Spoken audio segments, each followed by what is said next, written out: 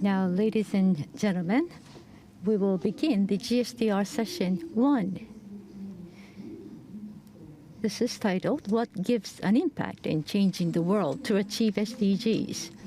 In this session, centered around Gsdr, Global Sustainable Development Report, authoring members of IGS, independent group of scientists appointed by UN Secretary General and Gsdr, will discuss the roles of the report and the progress it made.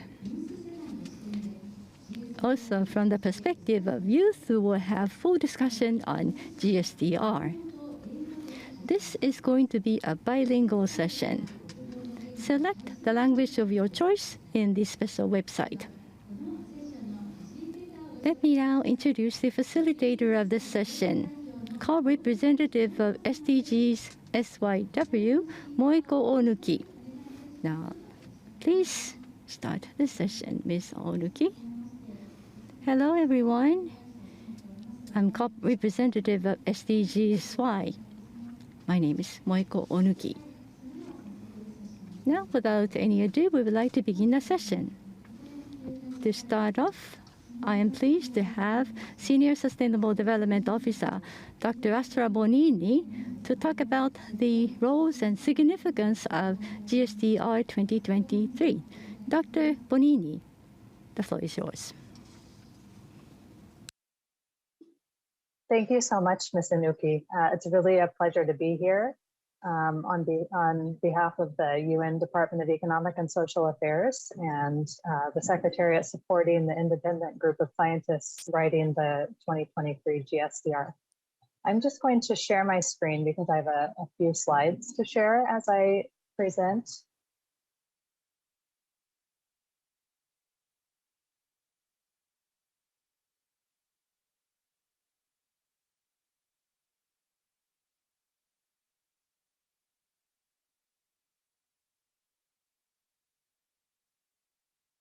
See if I can turn this to slideshow.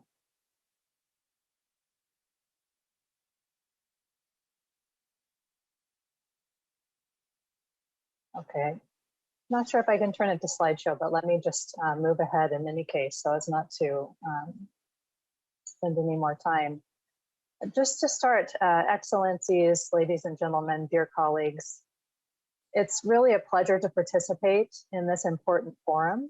I thank the Japan SDGs Action Promotion Council for the opportunity, and especially the chair of the council, Professor Connie Norichika, who is a member of the independent group of scientists writing the 2023 Global Sustainable Development Report and a strong contributor to the report progress since his appointment by the Secretary General in 2020. Colleagues, as Associate Secretary General Spata Lozano said earlier, science and actions based in evidence are indispensable for addressing global challenges, including the eradication of poverty, ending hunger, tackling climate change, reversing biodiversity loss, and reducing inequality. The United Nations Department of Economic and Social Affairs, where I work, is committed to strengthening the role of science for accelerating progress across the Sustainable Development Goals. The discussion in this session of this forum is to focus on how the next Global Sustainable Development Report, which is being prepared to launch in the fall of 2023, can make an impact toward transforming the world to achieve the SDGs. To add to this discussion, I want to focus on three things.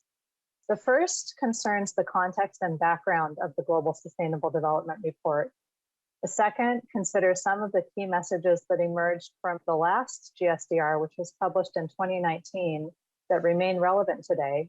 And third focuses on where the world stands today on achieving the SDGs by 2030, included with COVID-19 and conflict-related impacts, and how the 2023 Gsdr can help advance progress toward the SDGs in this context.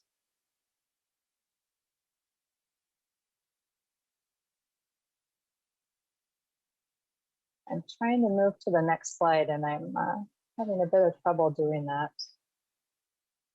I don't know if the organizers might have a copy of the slides to be able to share.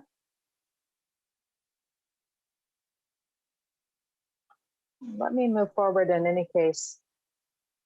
Just to start, the Gsdr is meant to be an assessment of assessments that brings together state-of-the-art knowledge with a purpose to strengthen the science policy interface by providing an evidence-based instrument to support policymakers and other stakeholders in the implementation of the 2030 Agenda for Sustainable Development.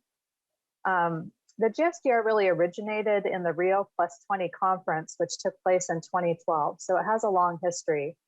And the outcome of the document in Rio +20 called for strengthening the science policy interface, including in the form of a global sustainable development report to bring together existing assessments. In the mandate was further strengthened in the General Assembly resolutions that established the high-level political forum on sustainable development, and also in the 2030 Agenda itself, which refers to the Gsdr as a key instrument to inform the HLPF. There were 3 pilot reports in 2014, 2015, and 2016 that were produced. And then in 2016, at the first HLPF, the UN member states decided that they would like a report written by an independent group of scientists who would bring together all of the assessments around the world that related to the SDGs and present this to the Secretary General. The members are appointed by the Secretary General and represent all world regions and both the social and the natural sciences. So it really is a multidisciplinary group of scientists. The first Gsdr, as I mentioned, was written in 2019, launched at the SDG Summit in 2019, and it was an important substantive input into the political declaration of the summit, which called for a decade of action and delivery on the SDGs, and resolved to take a very integrated approach to the SDGs and to mobilize financing and ensure that no one was left behind. The 2019 Gsdr had several key points, and one of them was that progress so far had been insufficient on achieving the SDGs, and the world was not on track to achieve the SDGs by 2030. At the time in 2019, and this is of course before the COVID-19 pandemic, there had been progress in reducing extreme poverty and getting children to school, but the pace of progress was slowing. And so one of the,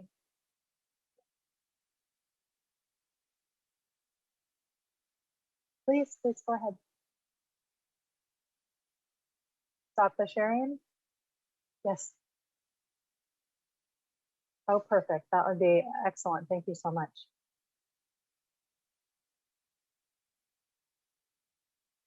So the 2019 report really pointed to the slow progress that had been made on the SDGs so far that you can see in this table that was published in the report.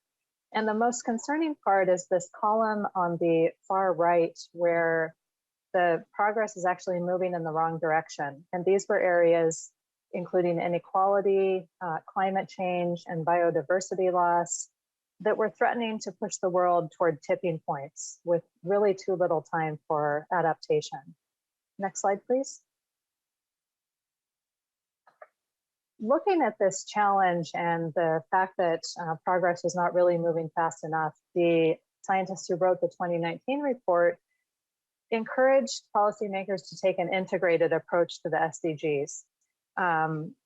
Asking to transform economic and social systems by looking at multiple SDGs together. So instead of looking at the SDGs one by one as separate goals, the idea was to find approaches to progress that would address multiple goals at the same time. For example, the goal to achieve zero hunger and increase food production could also have co-benefits with reducing poverty or improving health and well-being. But at the same time, there could be trade-offs with access to clean water, since food production accounts for so much fresh water use, or with climate action, given that agriculture contributes significantly to greenhouse gas emissions. So the report really emphasized that in order to make progress, these trade-offs and spaces for co-benefits would have to be built into the approach to achieving the SDGs. for example, with the figure on the left side of the screen, where there's a web of SDGs woven together. Next slide, please. Colleagues, the 2023 report will be written in a very new world, even from that which existed in 2019. It's being written at a time where progress has really been upended by the COVID-19 pandemic. There are new pressures on the SDGs. This figure shows just a selection of those. For example, SDG 1, over 100 million additional people have been pushed back into extreme poverty. More than 160 million people were added to the hungry. Global GDP has declined by 4.9% in 2020, and millions of full-time jobs have been lost. Children have been out of school, and women and girls have fallen behind with additional burdens for care work and being predominantly in the healthcare sector. These pressures are mounting just as we approach the halfway point on the path toward 2030. Next slide, please.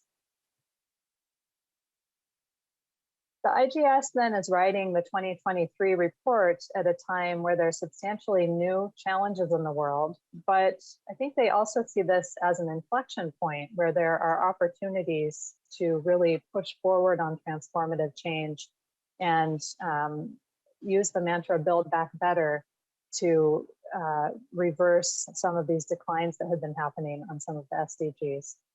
So the report can take a rigorous look at lessons learned from the pandemic to build knowledge of interlinkages among goals and targets and to ensure that no one is left behind by identifying innovative new ways to accelerate transformation, to resolve some of the trade-offs that have been linking the SDGs together, and to really contribute to finding co-benefits among approaches to SDG implementation. It can speak to the critical and interlinked conditions that we face today in terms of how levers of change can work together through partnerships and through cooperation and alignment on goals.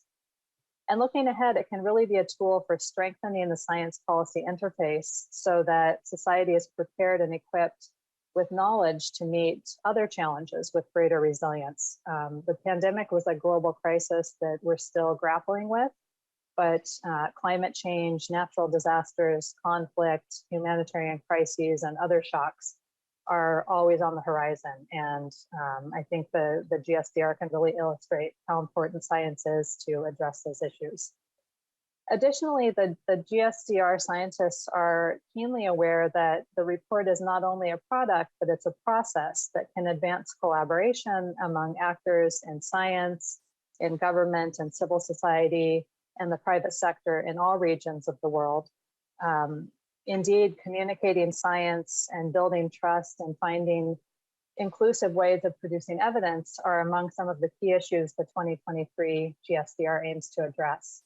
So being an assessment of assessments, the Gsdr really depends on engagement with a wide range of experts and stakeholders, bringing together diverse perspectives and ideas from different regions to support dialogue across sectors and ensure that the report speaks to sustainability challenges in different contexts. And that's one of the really important things about a consultation such as this one.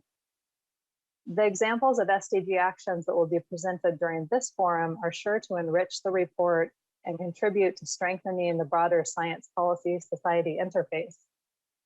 Ladies and gentlemen, DESA is proud to lead the UN support team for the Global Sustainable Development Report.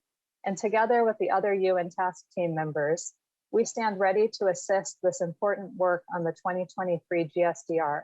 And in doing so, to help realize the aspirations of the 2030 Agenda for Sustainable Development. Thank you very much.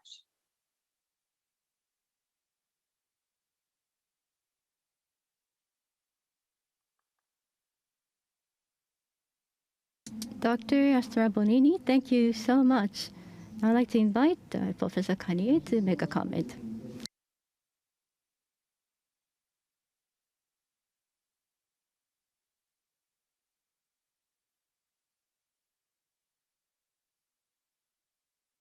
So once again, thank you very much. the overview of Gsdr, the purpose of this report, I think it's been made clear by her presentation. There are many reports issued by the United Nations. You may ask, what does Gsdr is going to do? As she explained, it is the assessment of assessment. That is an important role that Gsdr plays. Assessment of assessment, meaning that the scientists can organize the thoughts on SDGs to the general public. Thank you very much.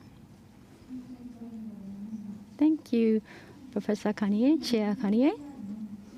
Next, I'd like to invite Dr. Nancy Shaco, one of the authors of the Gsdr. Let me introduce Dr. Nancy Shaco. Dr. Nancy Shaco is a senior research scientist at the Bedford Institute of Oceanography in Canada, working for Fisheries and Oceans Canada. Dr. Shaco has been a principal investigator on research topics related to climate change, biodiversity conservation, marine protected area design, spatial ecology, and how this information can be applied in an ocean management framework.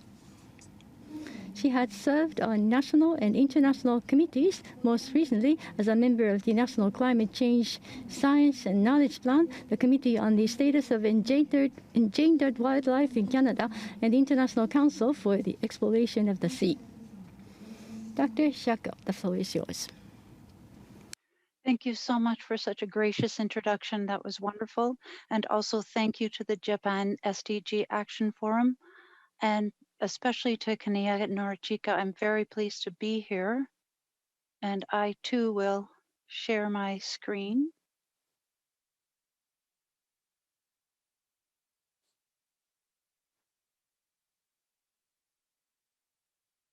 And it looks like I'm also in the same position. I'll try one more time to try to, oh, it works. This is wonderful. Yes, so today my task is to report on an overview of Draft 0 as described the Gsdr 2023. This is work or a talk put together by myself and Kiyomi Ferguson, who is watching live as we speak. And what we have here, I'm going to review and provide pathways to achieve SDGs, or the report will do that. And essentially, we're trying to build on the 2019 report through 4 chapters. The first chapter is setting the stage, and that evaluates the status of SDG progress.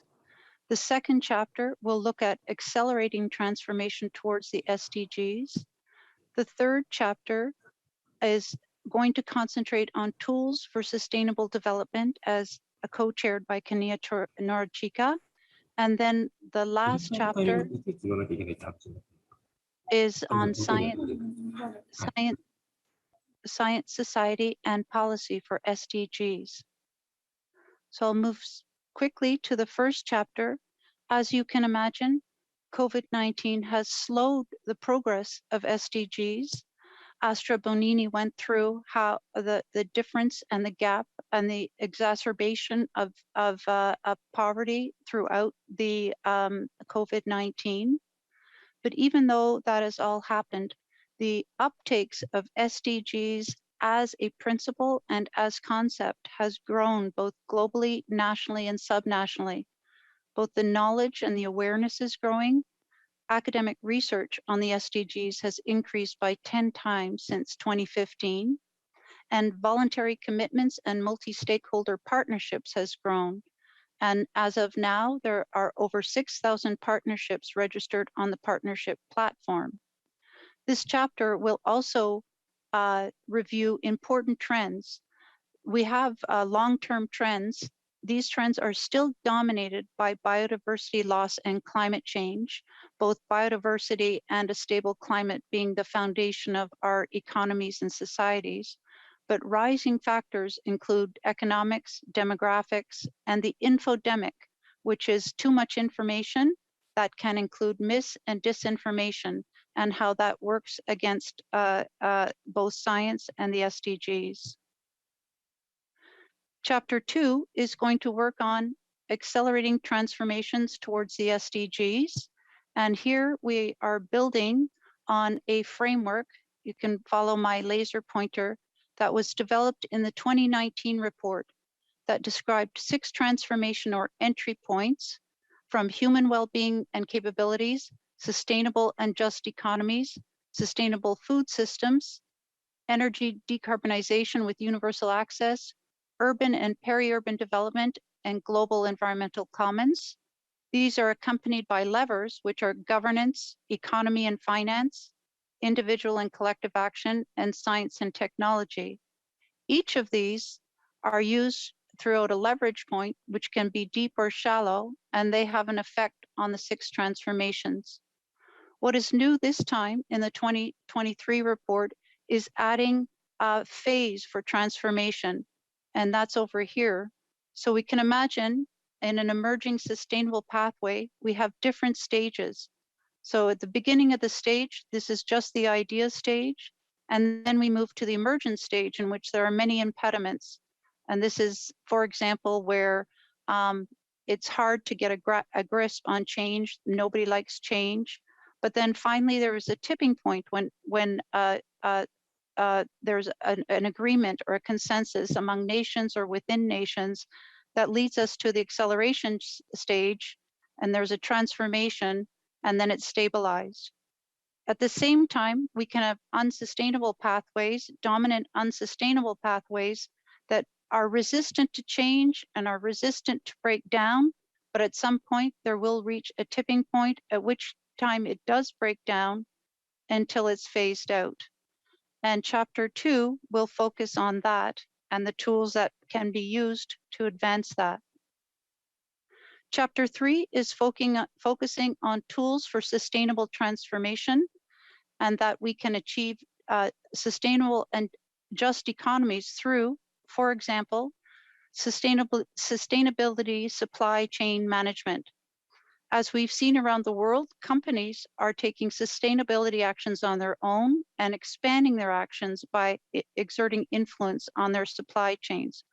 For example, Apple requires suppliers to provide safe working conditions and to treat workers with dignity and respect and act fairly and ethically use environmentally responsible practices. This chapter is led by Kania Norichika. We also have international certification schemes, which are very effective with a forest certification, FSC, marine certification, etc. So these global sustainability certifications can be very effective at getting the consumer to take part in going towards sustainability, because they choose and decide what they're going to buy based on both the ethics and sustainable practices. Another example for tools for sustainability transformation are awarding practices, and I have put 4 down here: the Earthshot Prize for Environmentalism, White Lobster for Eco-Design and Manufacturing, the Masharika Innovations in Local Governance Awards. Governments can also give out these awards at the local level as well as at the national level, as such as the Japan SDG Prize, established in an attempt to promote a wide range of actions for sustainable development. And we are still on chapter 3, but this chapter will also include tools for sustainable food systems through promotion and support of family farmers and indigenous communities to produce food using agroecological approaches and principles.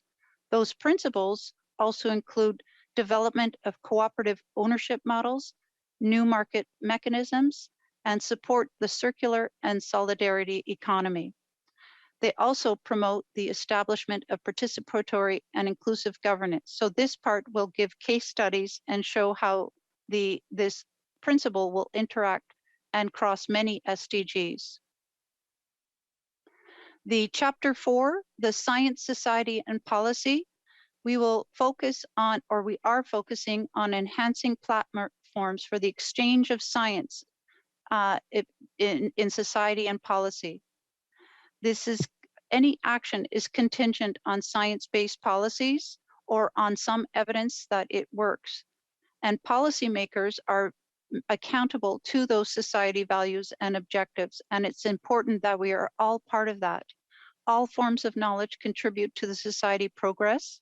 And here I have a pathway from research to policy and implementation. We have the researchers who can be anyone, university, research institute, an NGO, or non-governmental organizations, community groups.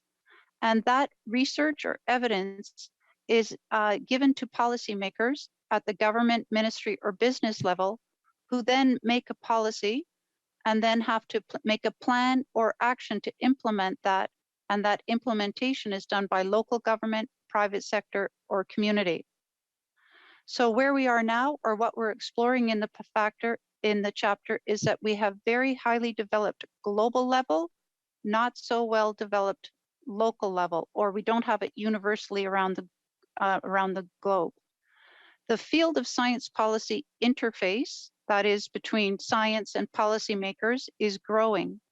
And it started off in 1972 when the Environmental Science Policy Interface was established to facilitate science in policy making. It worked well, so they used the same sort of platform in 1987 with the Montreal Protocol, which addressed the ozone layer. In 1988, the IPCC was established and may represent one of the strongest science policy interfaces we know. In 1992, the UN Convention on Biological Diversity established a science policy interface.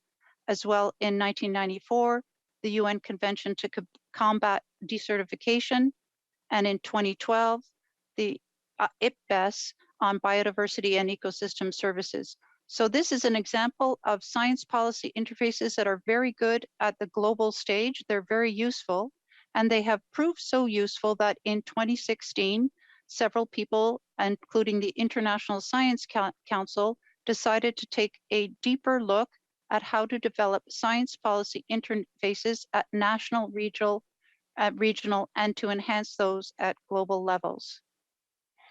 So at the moment, for the global globes, we have 193 member nations have committed to the global goals, but the barriers include, around the globe, we have inequality in research and development, and that impedes the use of science to inform policy.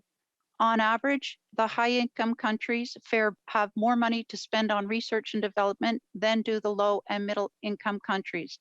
This is a barrier to the SDGs.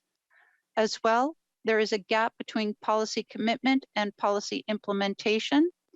And the reason for that is, while we can sign off at the global level, each nation develops their own strategy. So here I have Canada, that's me, and Japan. That implementation stage can be messy because there are diverse forms of a science policy society at smaller scales, and we need to embrace that and to develop it. And what we need to do is provide general tools and roadmaps to improve a science policy interface or a platform. And our chapter will include such examples as the guidance and roadmaps for how science can inform policy for business, government, and communities. And it is growing. The more we look, the more we find. We will be doing an assessment of assessments. And as my closing remarks, from the perspective of the global goals, the growth of knowledge and awareness of SDGs is actually encouraging, but nothing shows it quite so much as a picture.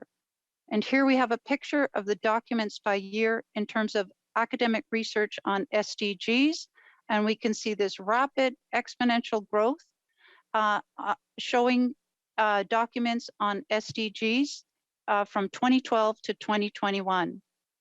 That's further illustrated by searches on Google for just SDG from 2012 to 2022. And you can see this increases about 3 times. So on average, it's becoming more and more familiar. The tools are becoming more and more available.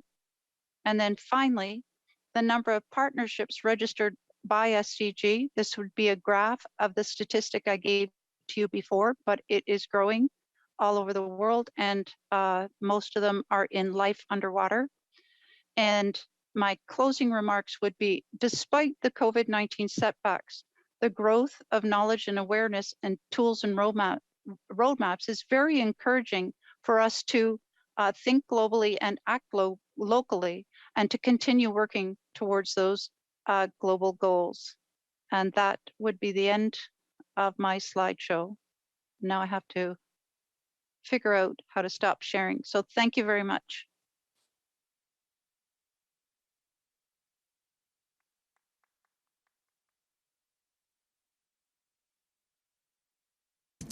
Dr. Nancy Shaco, thank you very much. Chair Kadi, would you like to say a few words? Nancy is always calm but sharp. So in her presentation, it was very clear, and I'm sure audience was able to deepen their understanding. One thing that is quite important is that we are explaining Gsdr. For the very first time, we have been able to explain Gsdr in this depth. I think the audience was lucky to participate in this session. We have been discussing on Gsdr. This is not the final form. We are going to include many more inputs into the draft before we finalize it. So your comments, your opinions, possibly criticism, are all welcome. We appreciate your inputs. Thank you.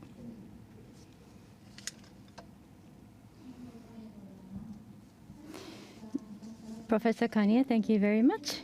Now I'd like to ask questions to speakers and Kanye. First, to the two speakers explaining Gsdr. The question is, what is the goal of the Gsdr? What does it strive for? This is not widely known, even among the audience. As you explained, this is the assessment of assessment. It's easy to understand if you say in that way. So Gsdr is an important tool for all of us. I have been studying SDGs. I did not have sufficient knowledge of SDGs. I did not know about the tools, but understanding the tools, try to use these tools is not easy. How can we spread this concept of SDGs and have multiple stakeholders actually implement SDGs? So what is your opinion on this question? Well, I guess let me pose this question first to Professor Kanye. Yes, I'd like to start off then.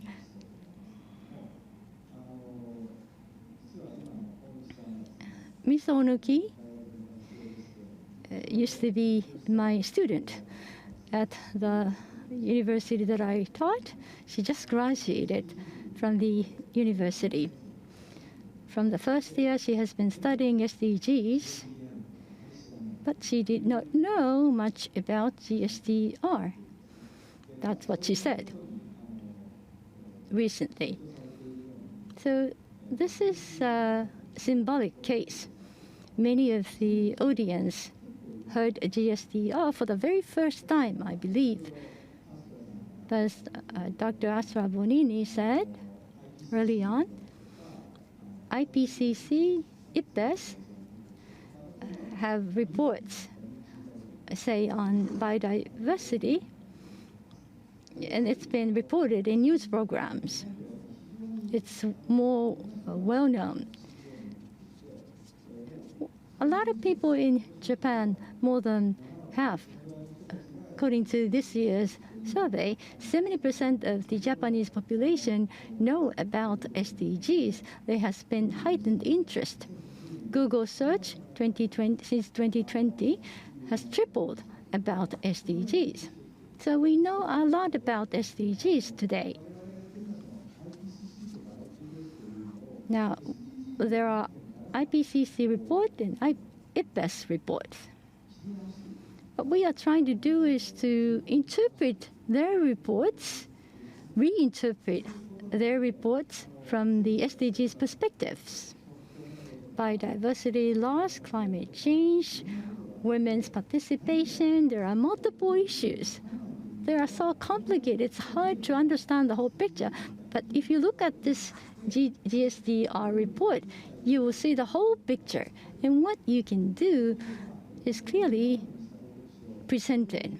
So it is really my understanding, this is an integrated, comprehensive report. I wonder what the other two speakers may think about this. Thank you, Professor Kanye. I'd like to invite Dr. Astra Bonini. What is your thinking on this question? Thank you so much. This is a really excellent question, and Kanye Norichika answered it very well. In fact, there are so many reports, and the really wonderful thing about the Sustainable Development Goals to begin with is that they cover such a range of challenges and concerns. In fact, there was a survey when the SDGs were being agreed about the world we want, and it was filled by millions of people all over the world.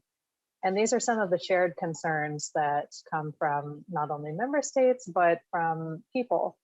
And the challenge is that the amount of knowledge that it takes to address all of these different issues that range from poverty to hunger to biodiversity to climate change, all of which have specialized reports and many experts who specialize in these areas.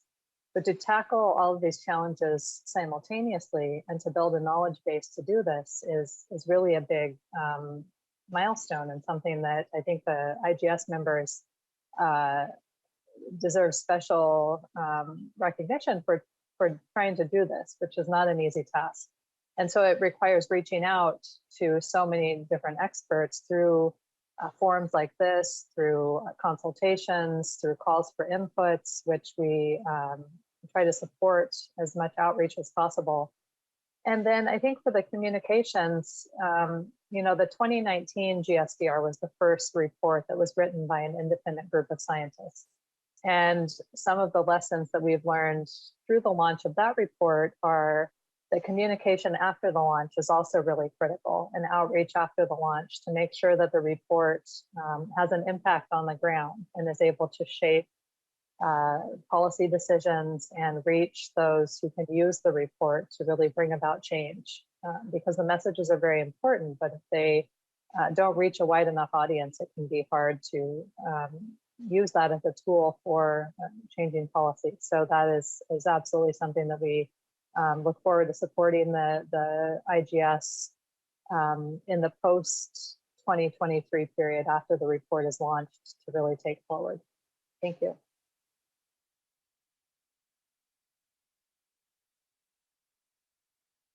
Thank you so much, Doctor. Yes, those report and Gsdr, the international framework, the set of rules being stipulated, and each of the country will be utilizing those.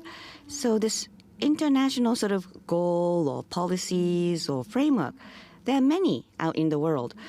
And to think globally, but to act locally, how this is going to be implemented by each country is also another important aspect. But think globally, act locally. The act locally part, I think, is a difficult part because each of the different stakeholders, how this will be embraced to their own countries, I think is a big issue for them. But act locally, the local action, what kind of way would you be able to utilize, or it's hard to say, what kind of means or ways would we be able to pursue the implementation on the local level? I would like to ask Dr. Nancy Shaco if you'd be able to share your insight with us. Thank you very much for the question. I will build on what was said previously by Norichika and Astra and discuss that the first thing I think about the GSD report is that we are amplifying the most key messages from each of the assessments. So the IPCC report, it may be, I don't know, 600 pages long, but we can boil it down to the key message, which will cover everything else. As an example, below 1.5 Celsius, to keep the targets below those, then that would scale down to your local country in terms of carbon footprint, et cetera, et cetera. Again, coming back up to the larger, the global integrated goals, we could say as an example that we can fight loss of biodiversity by putting in marine protected areas. We could just focus on that alone, but when we put it under a Gsdr umbrella, we can see that the establishment of marine protected areas also may impede the coastal livelihoods of some people. We may be taking away fishing grounds of some people and enhancing poverty. So the key part is to look at this together, to look at when we say we want to conserve biodiversity, when we're doing national plans to preserve part of our coastal waters, are we doing it at the expense of some coastal communities? That would be one idea. So the overarching idea is that the information is all together and you can evaluate trade-offs. So when you are trying to achieve one goal, you can see how the others may be offset. And what you're really looking for is the common goal of both conserving, in this instance, both conserving biodiversity and protecting coastal livelihoods. That would be one example. So that may be in a global report, but it would boil down to, in this example, conservation at the local level. That's one. I could think of others, but that would illustrate the concept of integration at the global level can be downscaled to the local level.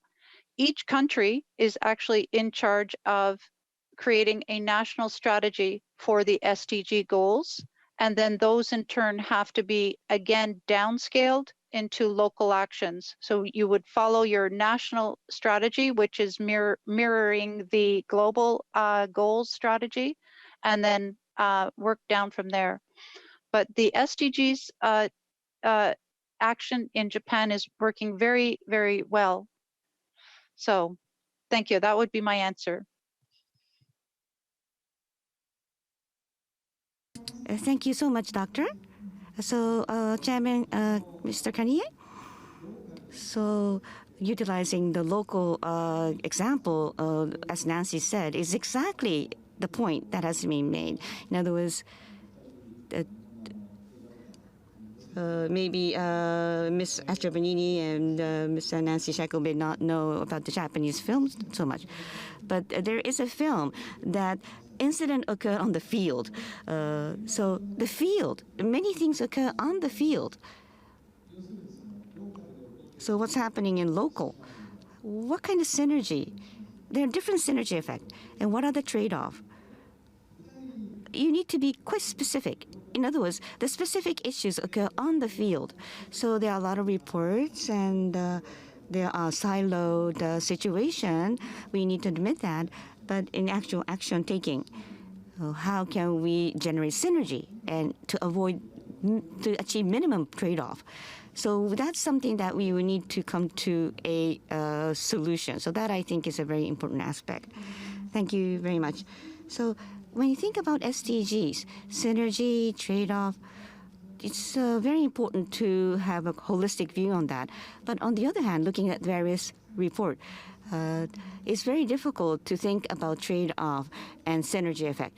So the scientific perspective or viewpoint of science, I think, is very effective. So that's a new learning for me. So thank you so much. So being a youth, I would like to ask from the youth perspective, Gsdr is kind of not too familiar amongst us. And as a youth that bears on our shoulder the future, what are the ways and means how we'll be able to get involved? What can we do? That's the area of my interest, which I would like to ask question to three of the doctors. So, Dr. Astrid Bonini, can I have you share your insight on this, please? Thank you for this excellent question. And indeed, the voice of youth is critical for achieving the SDGs. This is the future generation. So, of course, and there's a lot of innovation that happens among youth, and finding ways to tap into those ideas, to include those voices is very important for the Gsdr. And through the consultations that will be taking place throughout the writing process and calls for inputs, we very much want to make efforts to be inclusive of the youth voice and have young thinkers involved. I would just comment as well that the Secretary General's Common Agenda that has just been released recently places a very big emphasis on the importance of including youth and also on the voices of the future and looking toward the future, including with the Future Summit that would take place in 2023 as well. And I think more and more there will be opportunities linked to the Common Agenda that the Gsdr can take advantage of with the 2030 Agenda to bring the voice of youth into the discussions, including a youth forum as well. And I can maybe put more of that in the chat if that's possible.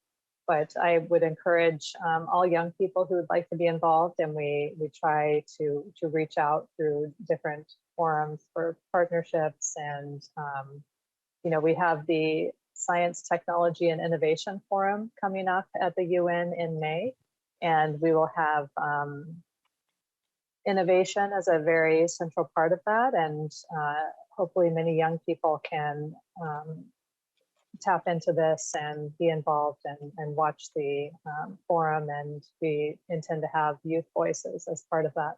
So thank you for drawing attention to this because it is very important, and I think also just having the youth energized about the SDGs and the 2030 Agenda will be an important element in terms of ensuring that implementation does take place. Thank you.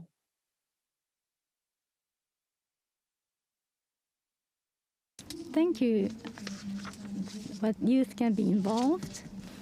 I'd like to ask Nancy, Dr. Shaco, in Canada, do you have specific examples how youth has been involved? How do they participate in this effort? Dr. Shaco? I don't have an SDG youth committee, or I don't know one of one personally in Canada, but they do exist globally to which Canadians would belong. And I put it's called Youth for Global Goals, and I put it a link in the chat. And this is an initiative that aims to activate young people to contribute towards the achievement of the Sustainable Development Goals. I did want to say one thing in my experience, or in when at the climate school strikes, I would have attended the climate school strikes. In conversation with youth in those school strikes, many youth have very conscientious attitude that speaks to the SDGs. In this case, the SDGs are almost a framework to think about what they already believe. It's an organizational tool to think about what they already believe in terms of equality, no poverty, no one left behind, so justice, climate change. All of those things are the youth care very strongly about, at least those who attend the climate strikes. And there is a venue through the SDGs. It acts as an organizing tool, a tool to share ideas. And I put at least a link that I had found in the chat when I was asked by a student from our university about that. I found that for them. So people are looking. I don't know of one in my particular city, but I would imagine it will grow as they realize this is a framework from which they can operate to achieve what they already, what represents their values to begin with. So thank you very much for the question.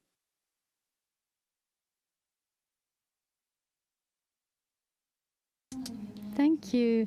Thank you very much for giving us that framework. I appreciate it, representing the youth. Now I'd like to ask Professor Kanye what he thinks about this. So the youth, the young people, to achieve SDGs by 2030, so we have 8 years from today, and beyond, the young people will be the major actors in the future. So they should be actively involved in this process. We have multiple emerging tools, such as this forum.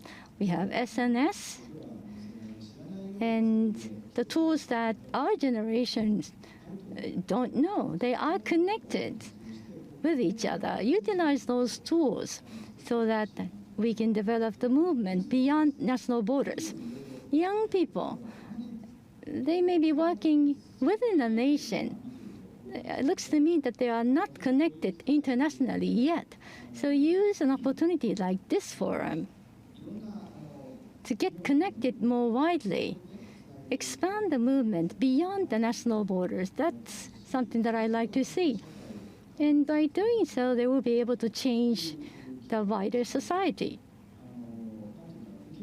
So what should I say? Don't be passive. They should be more aggressive in participating in multiple activities. For example, in the United States, students actually sued the university because that university hasn't taken any action in tackling with climate change. That is not known to Japanese students. But if that happens in multiple places, in multiple countries, it will be a major movement, surprisingly large movement. So that's something that I like to see among the youth. As Dr. Astra Bonini mentioned, after the first draft on SDGs, we will be open to the comments. We would be open to inputs. So youth can also contribute their inputs to the Gsdr report. Their voices will be heard, and there will be more likelihood that they participate in this process. So follow up this process of making this report.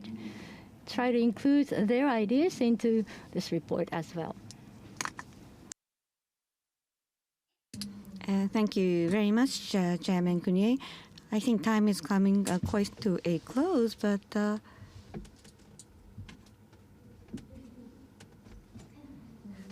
okay. So in terms of pursuing SDG, the role of Gsdr, and what Japan need to fulfill, and as being members of the youth, it was a lot of learning in terms how we need to act going forward. So it's a valuable opportunity for me. Thank you very much. So Dr. Astra Bonini and Dr. Nancy Shaco, and also Mr. Kanye Tonichika, thank you so much. Thank you.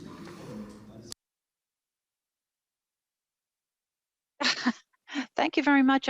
I'm really looking forward to what is coming out of this forum. Already it's been so fruitful, and I've learned a lot as well. So this is great.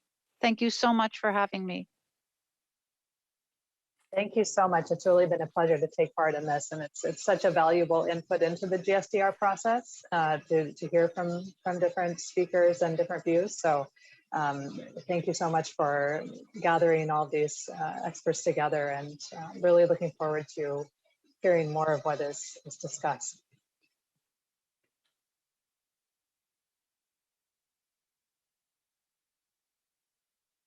Thank you so much.